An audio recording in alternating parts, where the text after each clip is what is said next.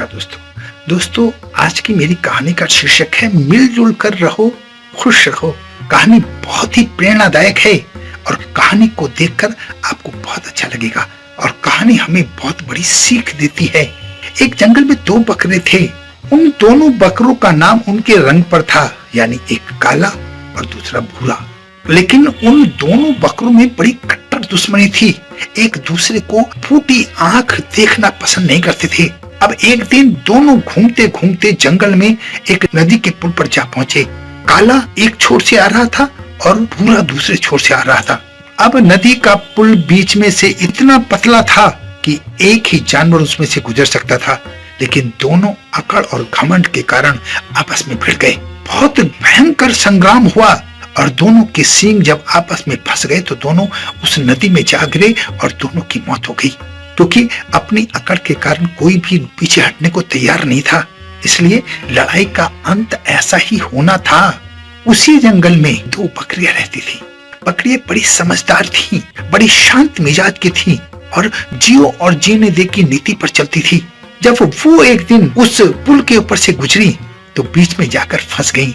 उसमें से एक शांत और समझदार बकरी नीचे बैठ गई, दूसरी बकरी उसके ऊपर पैर रखकर पार हो गई और फिर दूसरी बकरी उठी और अपने रास्ते चली गई।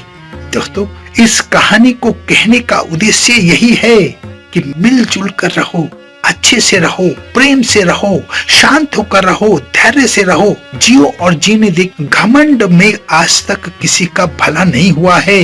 अकड़ अपनी अपने पास रखो। अगर बकरों ने समझदारी दिखाई होती तो आज वो जिंदा होते, लेकिन बकरियों ने जो समझदारी दिखाई उससे आप प्रेरणा ले सकते हैं। जीवन में समझदार बनो, शांत मिजाजी बनो। गुस्से में कुछ नहीं रखा है। गुस्सा करोगे तो अपना ही नुकसान करोगे और इस दुनिया में कोई भी ऐसा इंसान नहीं है जो अपना नुकसान करना चाहता है। गुस्से को छोड़ दो। गुस्से से आपका और आपके शरीर का जितना नुकसान होता है उतना किसी का नहीं होता। माफ करने में विश्वास रखो।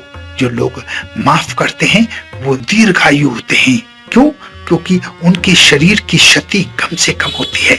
बस इस कहानी के माध्यम से मैं ये संदेश देना चाहता था कि समझदार बनो, शांत बनो, मिलजुल कर रहो, मिल बांट कर खाओ, नेक बनो, सच्चे बनो, जियो और दूसरों को भी जीने दो। अगर आपने ये सिद्धांत अपना लिया तो देखना जिंदगी अलग ही हो जाएगी। आपको सब लोग प्यार करेंगे। अगर आप इस दुनिया में किसी के लिए कुर्बानी करते हो तो कोई इतना बेवकूफ नहीं है कि जो आपको फिर क्षति पहुंचाए। हाँ, 1% लोग ऐसे हो सकते हैं, यानी इसमें अपवाद हो सकता है, लेकिन ज्यादातर लोग आपका सम्मान करेंगे, आपकी इज्जत करेंगे, आपकी दीर्घायु की कामना करेंगे और आपको जीवन में कोई नुकसान नहीं पहुंचाएंगे। ऐसा मेरा मानना है। आप करके देखिए, आप भी ऐसा ही मानेंगे। अपना बहुत ध्यान रखें, हंसते रहें, मुस्कुराते रहें, खुश रहें। धन्यवाद।